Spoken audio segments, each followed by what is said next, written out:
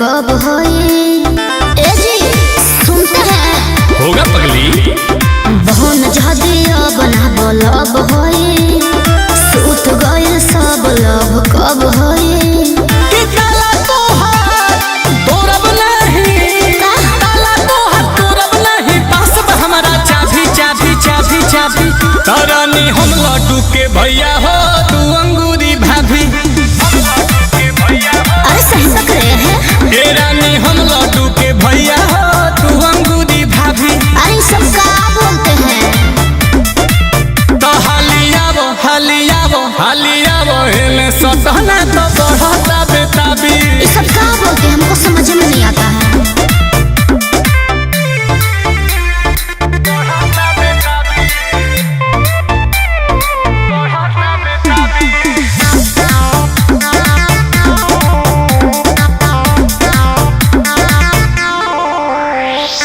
सभी से कभी कभी प्यार करते हैं, हमसे सौतेला व्यवहार करते हैं। अरे हमारी रसमलाई क्या बोल रही हो? देखिए हंसे मत।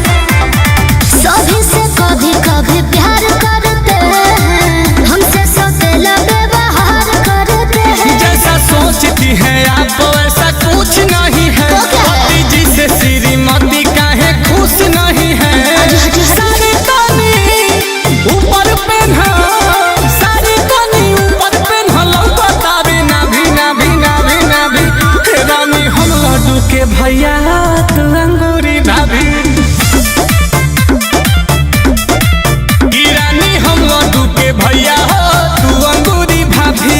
अजी इसका क्या मतलब है? मतलब नहीं पगली, मतलब होता है आवो हाली आवो हाली आवो हाली हेने सोतना तो बढ़ता बेताबी। अजी हटिए ना, बाबूजी जी देख रहे हैं ना।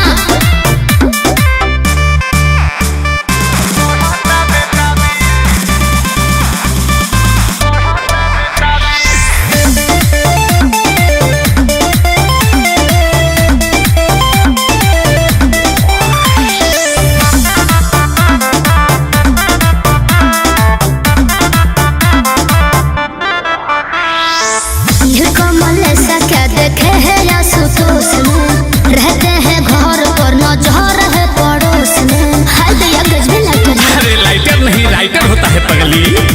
कमल ऐसा क्या देखे है या सुतोष में, रहते हैं घर पर नजर है पड़ोस में। आता आदत से भले ही अपने बात नहीं हूँ, शिल्पी राज तुमसे आज भी नाराज नहीं हूँ। सच्ची? कभी कभी मार्केट में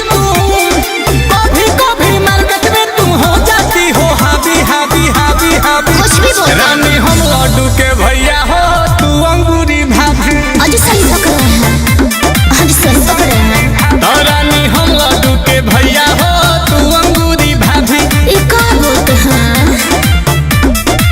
कि आवो हाली आवो हाली आवो हाली हेने सोटना तो बढ़ता बेताबी।